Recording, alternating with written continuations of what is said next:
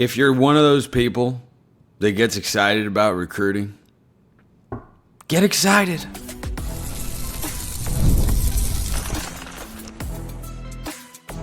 You are Locked On Ducks, your daily podcast on the Oregon Ducks, part of the Locked On Podcast Network, your team every day. Yes, it is that time once again for Locked On Ducks. I'm your host, Spencer McLaughlin, and thank you so much for making this your first listen or your first view of the day, part of the Locked On Podcast Network, your team every day, and your number one source to stay up to date with the Ducks. Lots to get to. No, we're not having bagel and lox on today's show. I've never been a huge bagel and lox guy. Bagel and cream cheese is all I need in life, and I need to answer some of your questions because you have a bunch of great ones. Does Elijah Rushing have a role this fall? And a new transfer portal target-ish of sorts for the Ducks is indeed available. That's all on today's show, which is brought to you by our friends at FanDuel. Right now, new customers can get $150 in bonus bets when your first $5 bet wins. So, Ryder Lyons commits tomorrow. Last week I was trying to do mental math. It didn't go very well.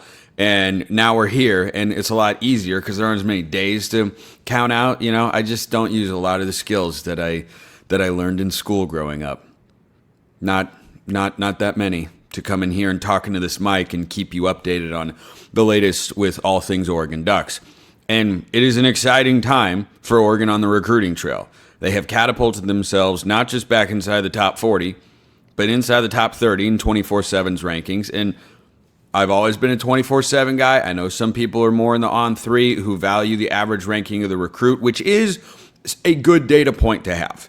It is a good thing to have in the back of your mind. If you look at Oregon's class and where it sits and you're thinking, well, that's not where Oregon should be. That's not where I expect them to go. Their average recruit ranking is still really high. This is still a class that's got a pair of 5-star recruits and some really highly rated guys in the middle of that class like Tristan Phillips and Tony Cumberland, just to name a couple in addition to Messiah Hampton. But the momentum definitely feels like it has shifted back into Oregon's court. And there's no other way to slice it. Ryder Lyons is a big name. Do I want Oregon to get Ryder Lyons? Yes, absolutely. No question. No doubt about it. I am always in the camp. This is, I know, an incredibly hot take. I'm always in the camp of whether it's a portal kid or a high school kid, get as much talent as you could possibly have on the roster at every single position. I know.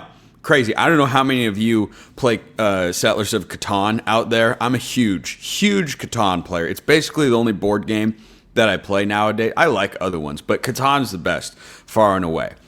A commonly employed strategy in that game, one that I use myself regularly, is just accumulate the most resources that you possibly can. And don't get too worried about specifying, oh, do I have the same amount of brick coming in as wood to build my roads? Or, oh, do I have the same amount of wheat coming in as ore to build my cities? No, it's just get the most number of resources you can. And statistically, that's going to work out. Well, that's kind of how you build a roster, in my view, is just go get everyone. You get as much balance as you can, get as much depth as you can. And so, yes, I want Oregon to go get Ryder Lyons. I've gotten a lot of messages from Oregon fans, as in, now a lot meaning more than 5, but that can be representative of a sample population and whatnot. But anyway, I've gotten a handful of messages, and plenty of you don't feel quite as good about where Oregon sits with Ryder Lyons because his last official visit was with BYU. He's got a commitment date on Tuesday that gets set right after that, and those dots get connected for people, and all of a sudden, yeah, it's easy to see how he could wind up at BYU. He certainly could. It is not to me as big if Oregon even misses on Ryder Lyons and he goes to BYU. It's not as big of a miss as Jackson Cantwell or Jared Curtis or, frankly, Brandon Arrington. The LDS connection is incredibly strong. That's a difficult thing to overcome. I don't begrudge BYU for having that built-in advantage. Every school has its own built-in advantages on the trail.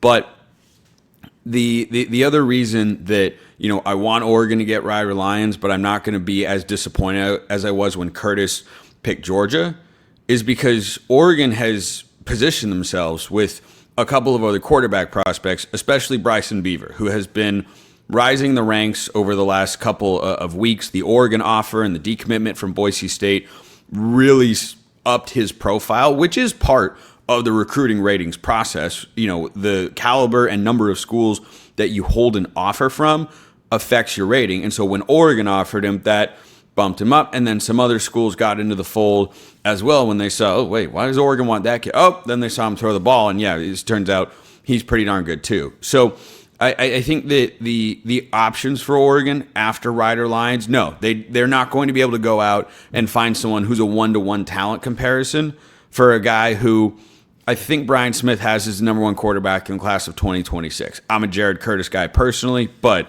the argument for Ryder Lyons is readily available there.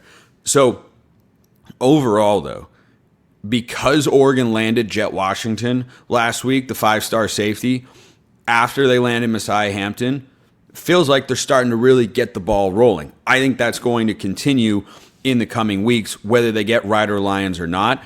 I think that'll just that would be a welcome bonus. But I mean, my expectation is not that they go and get Ryder Lyons, even though I know they're in the final two, and I'm sure there'll be plenty of people, particularly on Twitter or in my YouTube comments, that'll say Oregon was in the final two for a 5-star again, and they missed, and they did all this, and they got to figure it out and whatnot. This is not one where I'm, okay, yes, I will be watching his recruitment very closely. Yes, I will be following along and really hoping that he picks Oregon. My disappointment would not be as severe because Oregon's options are, so readily available.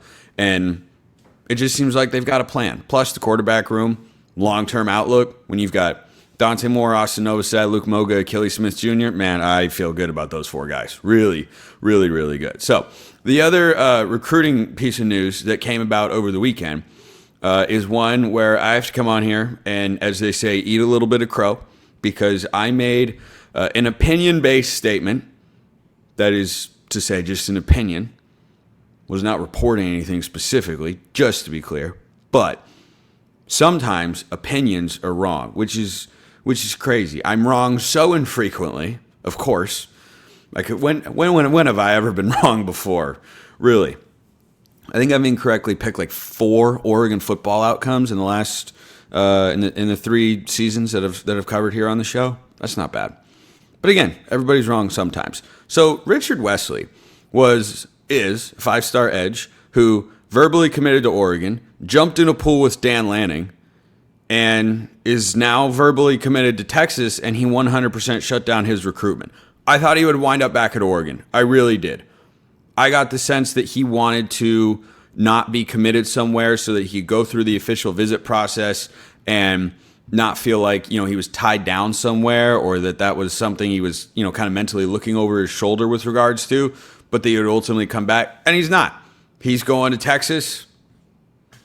That's the way the cookie crumbles. So I think that, frankly, you can view it however you want, and whether NIL was involved in the timing with the visit and all that sort of stuff. And I know plenty of you have already sent me messages about that sort of thing. I'm very consistent on this matter. I don't begrudge schools for going out and wanting to pay top dollar for top talent. Top talent tends to win you the most football games, and Oregon was after the guy for a reason. That, to me, is more of a miss than if they don't get Ryder Lyons. Just my take on the situation. Let me know your thoughts in the comments below. Hit me up on Twitter.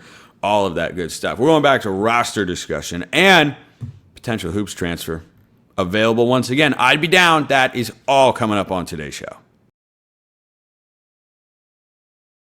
First, this episode brought to you by our friends at FanDuel. Summer sports are in full swing. Whether you're all about baseball under the lights, golf on the green, that's me right here, or high-stakes soccer action, FanDuel is the best way to make every game even more exciting. You're already following the action, so why not make it a little more thrilling? With FanDuel, you can get in on the game while your friends are getting sunburned at the beach. And if you want to bet on college football, you can already do that. You got win totals. You got national title odds. You have conference championship odds. You have individual games that can be wagered upon. Oregon is minus 320 to win 10 or more games. That's a crazy amount of confidence from Vegas. If you think they're right, FanDuel.com. If you think they're wrong, FanDuel.com. If you're new to FanDuel, new customers can bet just $5 and get $150 in bonus bets if your first bet wins. Open the FanDuel app today or visit FanDuel.com/lockedon to get started. Check them out at FanDuel.com/lockedon. Alrighty, let's get to some questions. I love doing questions. So, questions or Spencer scale of agreement takes, you can do all of that sort of stuff. Where, YouTube comments, Twitter, become a Locked On Ducks insider, get priority access, all of that good jazz. Nick sends this one in. Might be a little hot on the SSA. That's for me to decide. Elijah Rushing breaks through and pops for 5.5 sacks and 7.5 tackles for loss, establishing top dog going into next year. Opinion, here's my reasoning. Last year, we had Birch, Tatum, and Mateo. Birch is gone, so who will step in as the third rusher? Lots of good things being said about Rushing, and it's his second year in the system and weight room. I do like this take. Before I give you a number, I'll just let you know at the outset, this will be higher than a 5. I do not know that it will rise to an 8 or above. This will definitely be higher than a 5 because the point that you make is a correct one. There is, however, a name that you are leaving out. I'm going to put this at a 6.5 that Elijah Rushing can pop. He totally can. Totally can. 5-star recruit coming out of high school. Didn't really play a ton last year. Guys in their second season can make big jumps. Look at Mateo year 1 to year 2. He's a rotational guy year 1. He leads the team in sacks year 2. Now he's, of course, a different level of recruit, and he and Rushing were both highly regarded coming out of high school. And it just goes to show you, no matter what your high school recruiting ranking is, some guys are more ready to acclimate to the college game and see the field and make an impact than others are. The reason I'm only putting this at a 6.5, I wanted to push towards an 8, but you can't forget about Blake Purchase, who is ready to undergo one of the more unique, unless there's an injury they're not telling us about, his situation where he came in as a true freshman, was a 4-star recruit. He and Tatum, Tuioti, and Mateo all played as true freshmen, and then Purchase redshirted last year. It makes me wonder, not reporting, just theorizing here, that there was perhaps an injury he didn't disclose, or the coaching staff didn't disclose. I don't know. Regardless, we saw him in the spring game return to fumble the house. Boy, he looked pretty good. He looked healthy. He looked explosive. And, we saw a lot of that stuff in the 2023 season. I think if you'd asked, I know my guy Max Torres over at Scoop Duck and On 3 has loved Blake Purchase for a long time, going back to his time as a high school recruit. When we talk about Oregon's class, I'd say, who's your gem? He'd go, Blake Purchase. Easily. Really, really like that guy. And it's hard to not. When you watch him play, there's a lot to like. Elijah Rushing's a little bit more of a mystery bag. He's going into his second season. Purchase is going into his third. I do agree with you, though. Those are probably your top 2 rotational defensive ends. And so I think Mateo plays his same role at that, jack linebacker position. And then the defensive end, which was Jordan Birch's spot primarily, I do think that goes to Tatum Tuioti at the top of the depth chart. And then behind him, I think that's Blake Purchase. And I think Rushing is more in the Mateo mold, where he's better rushing the passer, but can certainly make plays in all facets of the game. So 5.5 sacks and 7.5 tackles for loss. Now, are you, Nick, let me know, are you giving me those numbers with my theoretical and appropriate allocation of those numbers, where 5.5 sacks and 7.5 tackles for loss is not 7.5 total tackles for loss, but rather 7.5 plays where you're tackling a runner or receiver behind the line and 5.5 sacks? See, because right now in college football, we conflate the two, and it makes no sense. Because if you have 5.5 sacks and 7.5 tackles for loss, we should be talking about 13 combined plays behind the line. I guess it would be 12 since each one. Well, yeah, because each one's a half. So 13 or 14 plays anyway, I've had that beef with college football for a very, very long time. You gave me a chance to air it, so of course I'm going to. But I put a 6.5, maybe not on those stats exactly. 5.5 and 7.5 is a lot.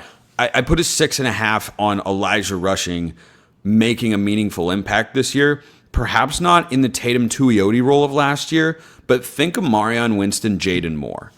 Marion Winston and Jaden Moore, when they enter the transfer portal ahead of the Rose Bowl, I didn't think it was a crippling blow to Oregon's defense. I did wonder here on the show, like, who's going to step up and take those guys' snaps? Because when Oregon got into pass rush only or pass rush driven situations, third and long in particular, they would put Jaden Moore and Amarian Winston on the field all the time. Amarian Winston, and I think Jaden Moore, maybe even for one snap, they were on the field for the final drive against Ohio State.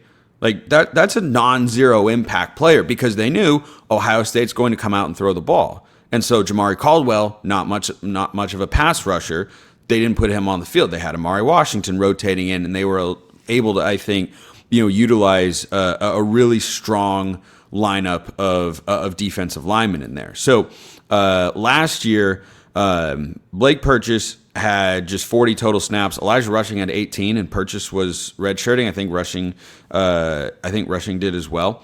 But Tatum Tuioti last year had over 600 snaps. Birch only had 426 because he got hurt. I don't know why PFF is not listing Jaden Moore and Amarian Winston. Maybe it's because they might see him as outside linebackers. I don't know. I'm trying to figure this out in real time, and that's not the answer. So I don't really know. Maybe they're interior guys. Like, not really sure about that. My bad. I should have prepped the stat, but just bear with me for one moment here. So, nope, they're just nowhere to be found. So I think they both logged a couple hundred snaps last time that I was able to find that particular information. But like when you get in those spots, think about Oregon's first four along the defensive line. I think it'll be Mateo, Bear Alexander, Amari Washington, Tatum Tuioti. They might look at Tatum Tuioti versus Elijah Rushing and say, we think Elijah's a better pass rusher, but we still want Tatum on the field. So maybe they rotate out Bear Alexander, put Rushing in. Maybe they even slide Mateo on the inside and go, full kind of a NASCAR package. And then you also have Blake Purchase coming off the edge. Or Purchase is a little bit bigger. Maybe he slides in there for Amari Washington if they want to have fast guys, all across. Like having depth and a versatile array of options, I think, is when this Oregon defense has been at its best. I think it's how Dan Lanning, Tosh Lupoy recruit the position. I think it's how they want to employ the position. So I'm 5.5 sacks. That's a lot. But do I think it's crazy? Not really. No, I really don't. It's hard to not like Elijah Rushing as a recruit. So him having a bigger role, getting in the 5-6 sack range. 6.5. I'll give that one a 6.5. I'm gonna give a 10 next because, well, it's not one of your guys' takes. It's one of my takes.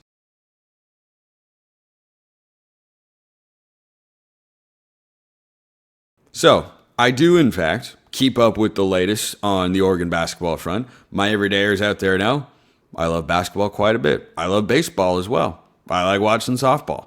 I primarily talk about football on the show because I know that's what you guys want more than anything. However, I am a huge college basketball fan as someone who has the privilege of being a part of Division I college basketball broadcasts every single year. College basketball rocks. And so I talk about it when there is, a significant piece of news here on the show. Here's a significant piece of news.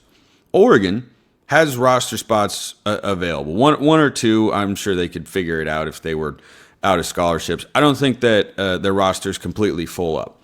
And Paul Mbyia, I'm just going to call him Paul because I haven't gotten official word on the pronunciation of his last name. But he is a player from overseas who I think is 20 years old. He's originally from the Congo, I believe it is. No, not Cameroon. He's originally from Cameroon, and he's been playing on like a professional, semi-professional team in France. And this guy has not been playing basketball for a very long time, but he's 6'10", 6'11", and I will never stop making this comparison. He can be. His ceiling is in Folly Dante 2.0. This has to excite Dana Altman when he turned on this guy's film, and Oregon was in a really good position for him when he was deciding whether he wanted to go play professionally, like head straight to the G League, or play in another professional league overseas, or come play American college basketball. And Oregon was a school that recruited him very heavily, and he verbally committed to NC State. Oregon had brought him to Eugene for an official visit. They flew all the way to Europe. He's playing in France on a team owned by Tony Parker. They flew there to watch him play. They were very, very interested. He ended up picking NC State. All right, them's the breaks. That's the way it goes. Well, here's the other break. NC State is no longer going to have Paul on their team because they decided to go in another direction. There was another more proven transfer portal target that came available to the Wolfpack, and they decided to put their resources over there. And so there weren't as many resources to allocate to Paul. And so his recruitment is back open. There are other schools that are in the mix. Kansas is among them, but Oregon is seen as the favorite. And I would be so on board with this addition. Now, I was reading a piece over, I forget exactly where it was, but I was reading up on this in preparation for this segment, and I saw that Paul had given a pass quote to On3 in an interview a while back that said Oregon had offered him a starting position, which I found curious, to say the least, because this is an Oregon basketball team that is returning basically 3 of 5 starters from a year ago, a team that went to the round of 32 for the second straight season: Jackson Shellstad, KJ Evans, and Nate Biddle. Those guys are, now Evans wasn't technically a starter, but the minutes played over the last month and a half of the season or so, KJ Evans played more than Brandon Angel. Evans needs to get better offensively, but defensively, KJ Evans is a rock star at that end of the floor. If he can do that, Biddle does it at both ends, and Shellstad can score the basketball, of course. But, and I am bummed that Desmond Claude went to Washington, not just because it's a really good pickup and the Huskies are going to be a good team, but because I really wanted Oregon to get him. It would have been perfect. Proven Power 4, 16-point-a-game scorer at USC last season, but I digress. So I found it curious that had been said. Maybe it's one of those promises coaches make on the trail and then it gets adapted. And I have seen in the college basketball space that's led to guys transferring before, where this happens all the time. They get told certain things when they're brought into a program at all sorts of levels. I've seen this happen. And they think they're going to play a certain number of minutes. They think they're going to have a role. The ball's going to be in their hands so much. But the coaching staff decides, the team doesn't play as well when that happens. The team, we got to do what's in the best interest. And then at the end of the year, the guy says, I'm going to hit the portal, because, of course, guys have unlimited free agent power in this lovely modern world of college athletics. So Paul has requested to be released, and I believe he has been released from his letter of intent to go to NC State. He's back on the market and available. I would love for Oregon to get him. I would not see him as a starter. He could be a player. He could certainly be a player. Oregon had the Miles Goodman situation flame out because he had an off-the-field incident, and Oregon dismissed him from the program after he was brought in as a transfer from Penn State. But you've brought in Sean Stewart, the big from Ohio State, and your front court could use another body. You don't necessarily have to have it, but if you want to have it, I think it could make a lot of sense. What I would like to see that Oregon bring him in for is to be a role player this year, starting center next year. That I think is the ideal trajectory for 2 reasons. Number one, you do not want to mess with Nate Biddle. I mean, that guy just had an all Big Ten caliber season because he's an all Big Ten caliber player. He's one of the best big men in the country. And so I don't want him to have to work in a new role to the offense. Number two, I also don't want to stunt the offensive growth of KJ Evans. KJ Evans has to become a better offensive player for Oregon basketball to take the next step forward. If he does not, it is a significant hindrance when you have one guy on the court that cannot consistently find ways to score. That is a problem. And so he's so good defensively. I love him at that end. He's got to be more consistent on offense. He shows glimpses. He does not sustain it. He has not yet. If he does that this year, his potential, he can be Chris Bosh. That is KJ Evans' ceiling. He can be Chris Bosh. But if Paul were to work his way to Eugene and be on the roster, he should not start for either one of those guys. He's good enough, old enough, and experienced enough to see the court and play minutes. And your four bigs, if they are Evans and Biddle and Stewart and Paul, that's a loaded front court. And then next year, what Oregon can do when Biddle is out of eligibility, Evans will have an NBA decision. I'd suspect, unless he makes a massive leap this year, I'd suspect he comes back for a fourth year. And then you can start KJ Evans and Paul in the front court, who will have had some time playing together. That is a high-end potential for Oregon's front court in the next couple of years. That's what I would like to see play out. So he's available once again. I hope very soon I'm able to do a segment on him arriving to the Ducks, because there's a track record here. Dana Altman's history with international players of all sorts of positions is really good. Chris Boucher's Canadian, and Folly Dante was from an African country originally, from Mali. He was from Mali originally, and I think that if you can use that as a selling point and get Paul to come and be a role player for 1 year and a starter next year, I think this could go phenomenally well for Oregon basketball. So hopefully they go out and get him. Appreciate everybody listening. I will see you next time. Until then, hope you have a wonderful rest of your day, and go Ducks.